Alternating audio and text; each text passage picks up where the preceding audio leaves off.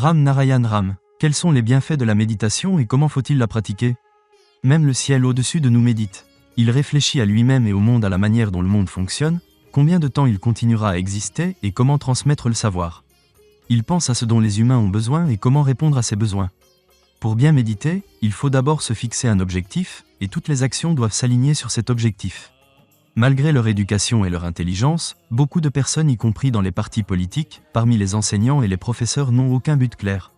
Si elles en avaient un, l'état de la Terre ne serait pas ce qu'il est aujourd'hui. Certains vivent dans de somptueux palais, d'autres dans des cabanes. Cette inégalité existe à cause de la propriété privée des terres. Si cette propriété n'existait pas, l'inégalité non plus. Dans le ciel, il n'y a aucune discrimination entre les étoiles et les constellations, il n'y a ni supérieur ni inférieur, ni grand ni petit. Les étoiles y sont innombrables et aucun humain ou scientifique sur Terre ne peut les compter. Mais pourquoi les gens ne réfléchissent-ils pas à des questions comme « Qui sommes-nous ? D'où venons-nous ? Où irons-nous après la mort ?» Le ciel, c'est tous des humains sur Terre qui est bon, qui est mauvais, qui agit avec sagesse et qui agit sans réfléchir. Avant d'agir, les humains évaluent souvent ce qui est bon ou mauvais pour eux. La nature aide à cette réflexion et ensuite, la sagesse, le discernement intervient entre la pensée et la nature. Elle nous guide sur ce que nous devons ou ne devons pas faire, sur ce qui est bien ou mal. Pourtant, les gens ignorent souvent cette voix intérieure.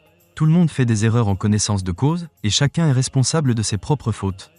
Il n'y a personne sur Terre qui n'ait jamais fait d'erreur. Autrefois, on cuisinait sur des fourneaux en argile. Un jour, je suis allé dans un village où une femme cuisinait ainsi. Son enfant est arrivé en courant et s'est arrêté près du feu. Sa mère ne lui avait pas demandé de s'arrêter, mais il l'a fait parce que sa sagesse intérieure le lui a dit. Il savait que s'il allait plus loin, il se brûlerait. Sur Terre, les voleurs et les bandits agissent à l'encontre de la sagesse. Certains pensent « Mon père est riche, donc je suis riche », sans se rendre compte que cette richesse peut disparaître à tout moment. Il y a eu autrefois de nombreux rois, ils sont tous partis. Les empereurs moghols sont partis. Le Raj britannique est parti. L'Inde a été gouvernée par le Congrès, aujourd'hui elle l'est par le BJP. Ce gouvernement accomplit de bonnes choses et le monde entier crie maudit, maudit. Et pourtant, malgré ce savoir, les êtres humains continuent à faire des erreurs car le système du monde est défectueux. Ce système transforme les gens en voleurs, les pousse à devenir corrompus. Autrefois, sous la monarchie, même un roi ne pouvait pas voler au-delà d'une certaine limite. Mais maintenant que la monarchie a disparu, tout le monde agit comme un roi. Les ministres sont des rois, les députés et élus locaux aussi, même les membres des conseils de village se comportent comme des rois. Aucun d'eux n'est honnête. Si la propriété privée de la terre était abolie, cela conduirait au véritable bien-être de la terre.